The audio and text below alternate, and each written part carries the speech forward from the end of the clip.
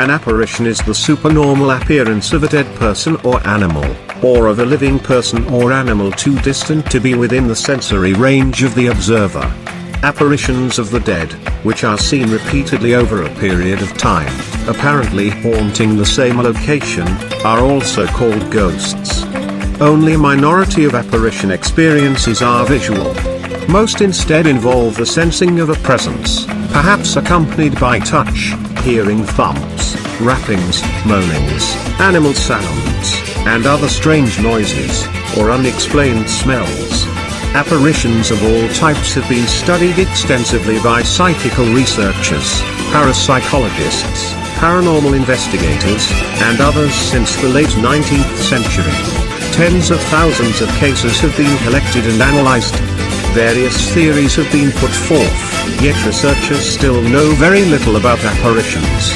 In the discussion that follows, the term agent refers to the person, or animal, whose apparition is seen. The percipient is the person who sees the apparition.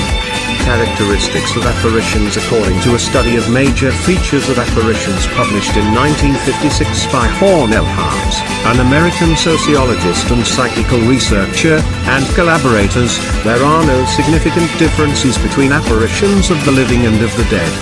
Some apparitions seem real and corporeal, with definable form and features and clothing. Other apparitions are fuzzy, luminous, transparent, wispy, and ill-defined. Some are little more than streaks, blobs, or patches of light. Apparitions appear and disappear suddenly, and sometimes just fade away.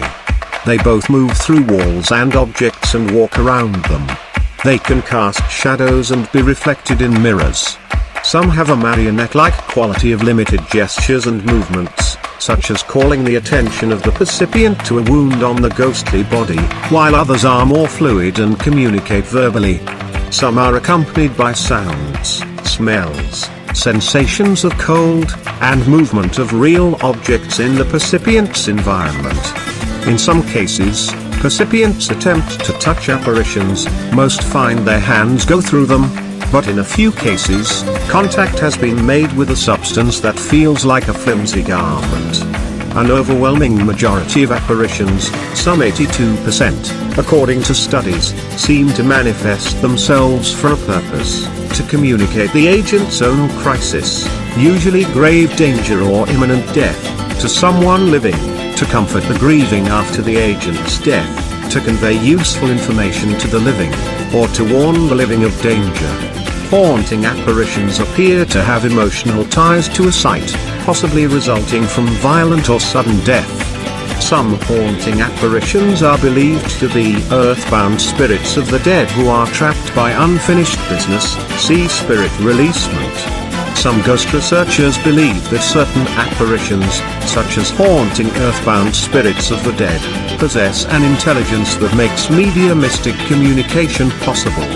Some apparitions do not respond to attempts at communication, leading some researchers to conclude that they are merely a psychic recording of an event. Historical and cultural beliefs about apparitions. Every civilization throughout history and around the world has had beliefs about apparitions. Such beliefs usually are part of religion, myth, or folklore. Among Asian peoples, belief in ancestral ghosts is strong, and rituals exist to honor and placate them. See ancestor worship, feasts and festivals of the dead. The spirits of the dead are believed to intervene regularly in the affairs of the living and are credited for good luck and prosperity and blamed for illness and misfortune. See exorcism. The Chinese believe their ancestral ghosts can be dangerous, capable of even killing the living. Similar beliefs are held by tribal cultures around the world. The appearance of spirits of the dead plays a role in rituals and beliefs among native North and South Americans. In some South American tribes, the dead appear as guardian spirits to medicine men and shamans. The ancient Hebrews, Egyptians, Greeks, and Romans believed that the souls of the dead could return to haunt the living. The Roman scholar Pliny the Younger recorded the case of a Greek philosopher who moved into a haunted house. An apparition appeared wearing chains and led the philosopher to a spot where an excavation later revealed a skeleton in chains. See Haunting of Athenodorus. During the Dark Ages, people believed in all manner of apparitions, usually frightful, demons, vampires, and spectral creatures such as black dogs. See also black shark, wished hounds, and wild huntsmen. See Herne the Hunter, Wild Hunt. By the Middle Ages, beliefs in ghosts were manipulated by the Christian Church, which taught that ghosts were souls trapped in purgatory until they expiated their sins. Following the Reformation in the 16th century, Protestants and Catholics disagreed over whether the dead could appear to the living. Protestants held that souls either went to heaven or to hell, where they stayed put. Catholic theology allowed for ghosts of the dead to leave purgatory, especially to lecture Protestants on the errors of their religion. For example, an English account written in 1624 tells of an apparition that appeared to a young servant girl, Mary Boucher, after Jesuits were unable to convert her to Catholicism. The ghost of Boucher's godmother came repeatedly to her bedside at night, claiming to have arrived from the torments of purgatory, and admonishing the girl to convert. The ghost told the girl she was destined to become a nun. Boucher was annoyed and quit her service. Her fate for ignoring the advice of the ghost is not known. The authenticity and motives of apparitions of spirits, such as angels and demons, also have been debated. In Catholic thought, apparitions of religious figures, such as angels, saints, the Virgin Mary, and Jesus, are holy, and mystical manifestations are seen as permitted by God. See Marian apparitions. Some Protestants dismiss all apparitions as untrustworthy and probably demonic in nature. They see apparitions as delusions created by Satan or his demons for the purpose of tempting or confusing people, according to the Bible. In popular beliefs, apparitions of the dead have played an important social role as advisors to the living. They make appearances to counsel their family members, help solve crimes, and reproach wrongful executors. See Chaffin Will Case, Green Grey Ghost. From the 19th century on, apparitions have played a role in spiritualism, which believes in survival after death and contact with the dead through mediumship. In folklore, apparitions are the spirits of the dead, who, through sin or tragedy, are condemned to haunt the realm of the living. Certain motifs exist in the folklore of diverse cultures, such as the ghostly ship. The Flying Dutchman is perhaps the most famous example, the ghostly hunter, and the phantom traveler or phantom hitchhiker. Except for religious visions, apparitions usually are feared in Western Christian culture. Study of apparitions. Systematic studies of apparitions began with the founding of the Society for Psychical Research, SPR, in London in 1882. Three of the SPR's founders, Edmund Gurney, Frederick W. H. Myers and Frank Podmore, questioned 5,700 persons about apparitions and published their exhaustive findings in Phantasms of the Living, 1886. This effort was followed in 1889 by a census of hallucinations, under the direction of Henry Sidgwick, who was assisted by his wife, Eleanor Sidgwick, Alice Johnson, A.T. Myers, F. W. H. Myers, and Podmore. The census consisted of a single question: have you ever, when believing yourself to be completely awake, had a vivid impression of seeing or being touched by a living being or inanimate object, or of hearing a voice, which impression, so far as you could discover, was not due to any external physical cause? The SPR collected 17,000 replies, of which 1,684, or 9.9%, answered yes, reporting 352 apparitions of the living and 163 apparitions of the dead. Some apparitions were witnessed by more than one person. A similar census carried out in France, Germany, and the United States brought 27,329 replies, of which 11.96% were affirmative. By extrapolating the results to the population in general, the surveys showed that approximately 10% of the adult population had experienced an apparition. A century later, in 1988, the SPR decided to conduct a follow-up to the census. A total of 1,129 surveys were distributed in various areas of Great Britain, a national survey on the scale of the original census being financially out of the question. The question asked was similar to the earlier one, emphasizing that the recipient should be fully awake and unaffected by illness, drink or drugs. Some 840 people replied, 123 of them reporting some sort of hallucination. However, only 11.3% of these were of apparitions seen by persons who were fully awake at the time, a percentage closely similar to the census and its international counterpart. Erlander Haraldsson found a slightly higher percentage in an Icelandic survey the same year as the second SPR census.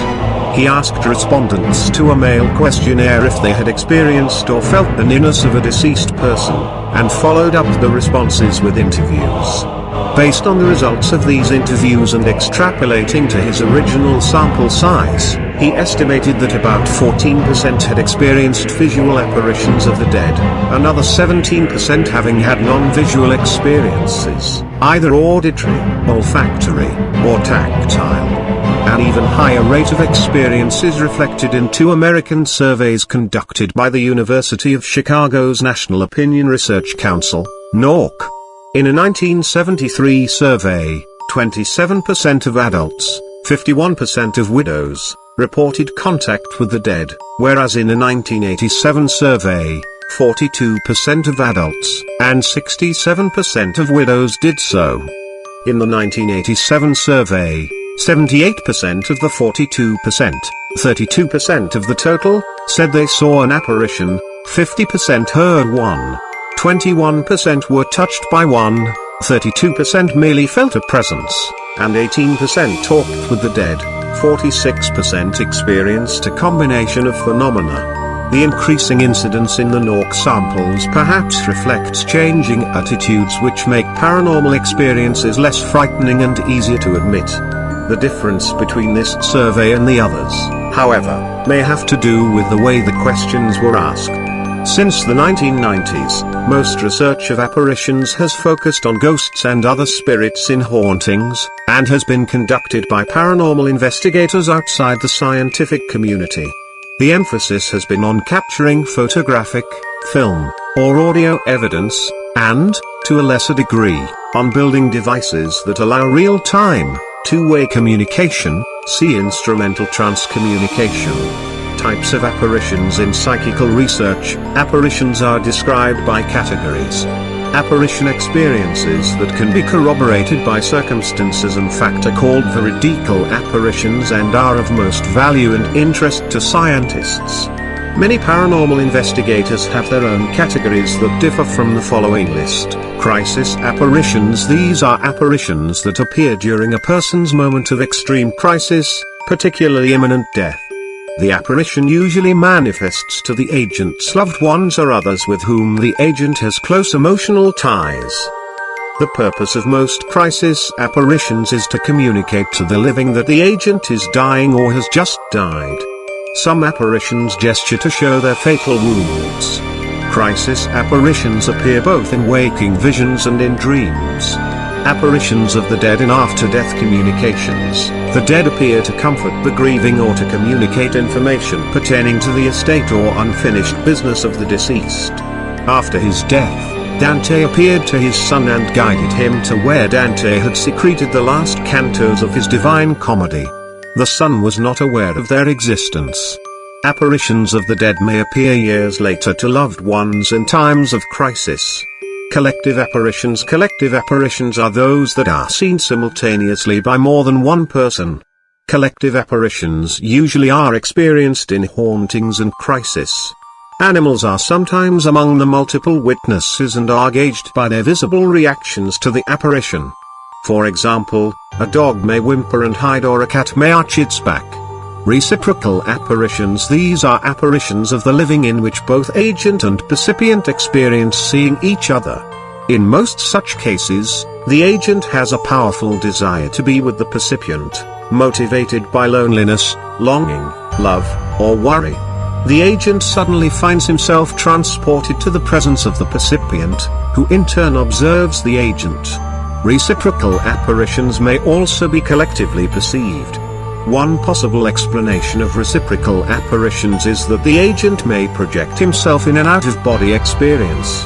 See Wilmot apparition. Deathbed apparitions. The appearance of angelic beings, religious figures, luminosities, and dead loved ones are sometimes reported by the dying shortly before death. Occasionally, deathbed apparitions also are perceived by the living who are in attendance to the dying. See deathbed visions.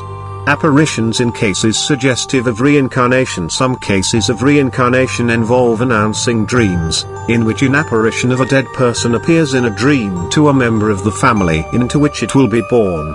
Such dreams occur frequently among the Tlingit and other Northwest Native American tribes, and in Turkey, Burma, and Thailand. In some cases in Burma and Thailand, children who appear to have spontaneous memories of previous lives say they remember sending the announcing dream, or, in rare instances, manifesting as an apparition to their future mother. Theories about apparitions in psychical research of the early SPR researchers, Gurney and Myers, had the most profound impact upon apparition theories, and their influence continues to modern times. Both men believed apparitions were entirely hallucinations, mental phenomena that had no physical reality. However, after that, their views diverged significantly. Gurney believed they were the product of telepathy from the dead to the living, projected out of the percipient's mind in the form of an apparition. Furthermore, he believed that collective apparitions were also a product of telepathy among the living, projected by the primary percipient to others around him. However, telepathy among the living does not adequately explain collective sightings, in which apparitions are viewed from different angles, and different percipients notice different things. If the apparition were projected solely from a single percipient, then all percipients would see the same thing.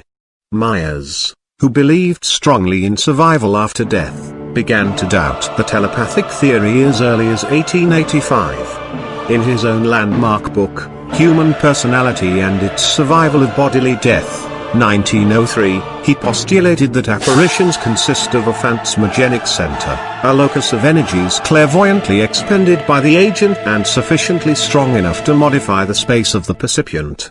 Apparitions, he said, appear to the most psychically sensitive person or persons in a group, which could explain why an apparition might not be recognized by a percipient, but could be identified by another person, based on the percipient's description.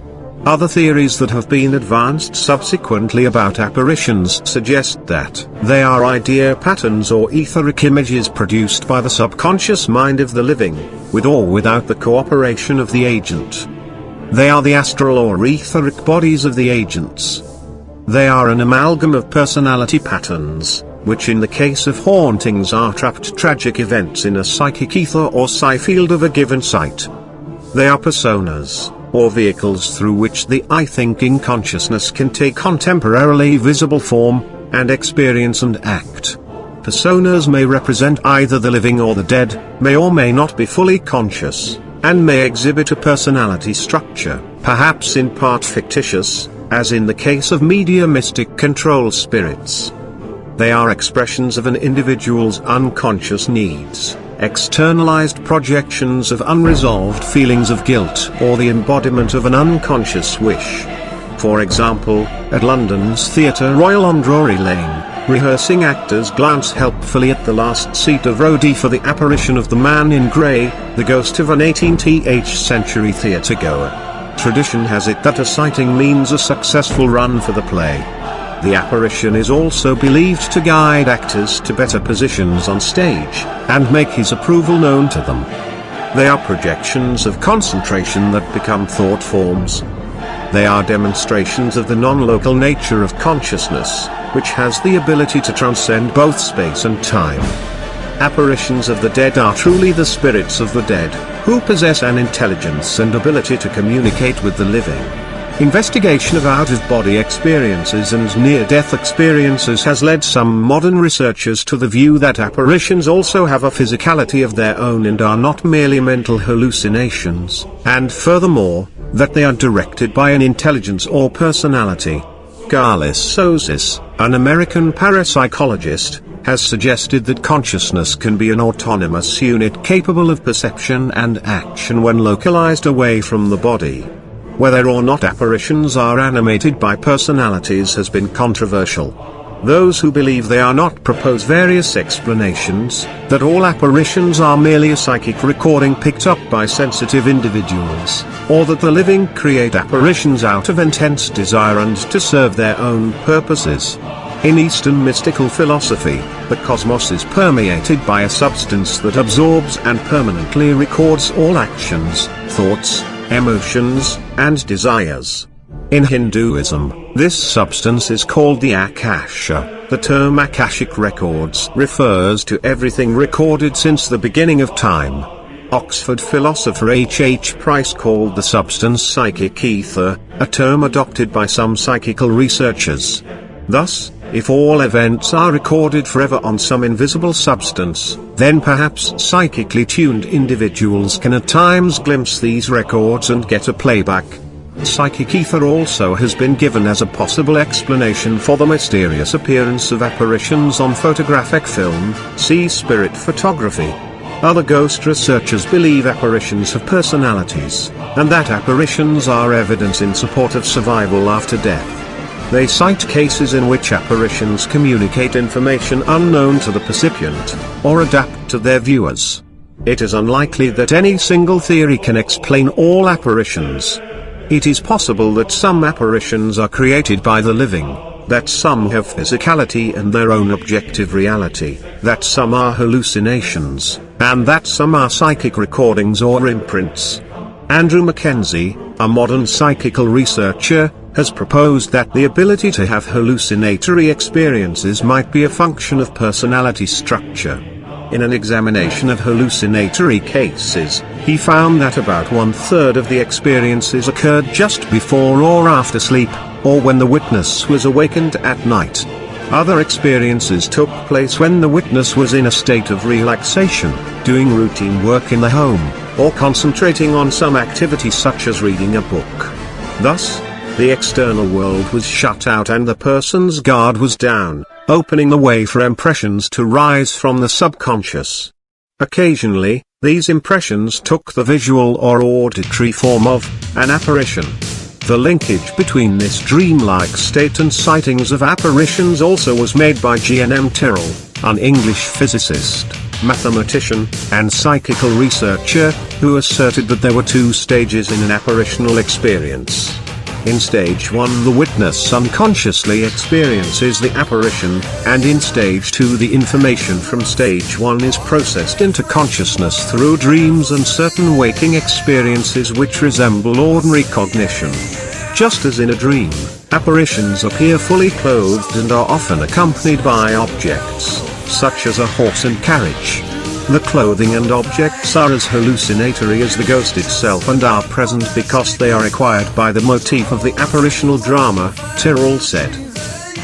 This is a rerun episode of a video that has either been deleted by YouTube or someone hacking into my video account and have erased the video. Which was stupid because I keep a backup of all my videos and the research notes and material I used to make them so nice try, but you fail in hindering me and succeed only in irritating me. Were you seeking some other response? Some outburst of fury and anger? Well, I do apologize for the disappointment and hope you can come to terms with your own shortcomings and failures at some point in your existence, whoever you are out there. This master contract is the source of the paradox. With this in place, all contracts that do not adhere to these rules are void. That includes the past. With this in place there is order.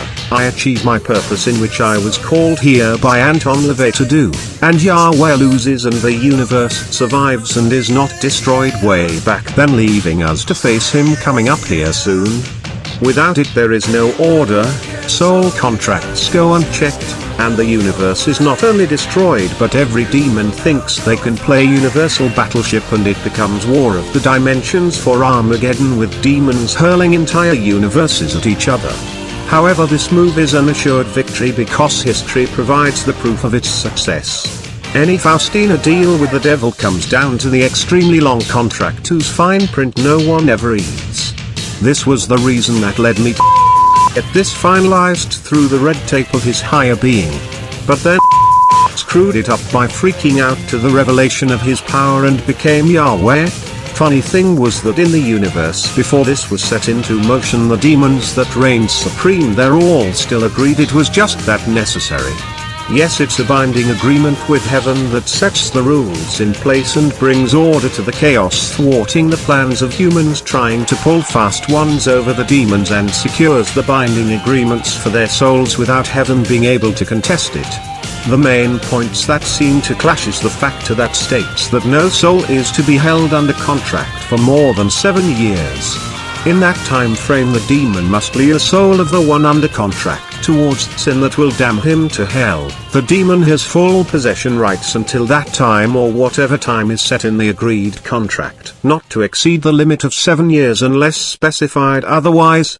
If that demon decides to kill them by the end of that 7 years, they can do that, but if that soul has not been condemned to hell for their sins, then the demon loses that soul to heaven. Considering what I've done on this alone, imagine what would happen if I really had a problem with someone. If you watch Doctor Who, I see it as the equivalent of the episode when a good man goes to war. Now there may be those Catholics out there that would say that dealing in the business that I am, would condemn my soul to hell, but this contract would end the suffering of many, allow peace to be ushered in after ending war, preserve the state of existence and ensure its eternal continuity, and allow the possibility of salvation and redemption just as Jesus' death promised us by salvation through forgiveness. For in those 7 years they know not what they do sometimes, and actions are not their own at times, so in light of this, if one asks for forgiveness one can be absolved of their sins, basically. Also, I might add that having a copy of this blank template is a requirement to have and is equal to have a merchant vendor's license. No one who deals in the business of souls does so without having one of these. Having one of these is also a necessity for anyone who comes to the mortal world and is like a hall pass that keeps Cerberus, Gamma or Amit from ripping them to shreds and dragging their souls back to hell. Next up pertains to the question someone asked me about the prophecy of the Antichrist and who the Hellhound Guardian is that they say will come to find him as a child to be his protector. I can already tell who is behind this, the damn Catholics or someone working with them. The Hellhound is one of 4 beasts that sit around my throne, like in the fashion of gods with the 4 archangels with animal heads. The 4 Hellhounds are vicious and violent principalities of desolation, strife, vengeance and fury. They are the manifested persona of my evil will, much like the Enema become the Aeons with God and principal function. It is one of these beings who they called forth in order to bring me here, ritual of conception with a jackal to bear forth the unholy one upon the world in flesh of a man. This is a chart of the hierarchy of the infernal keeper of perdition.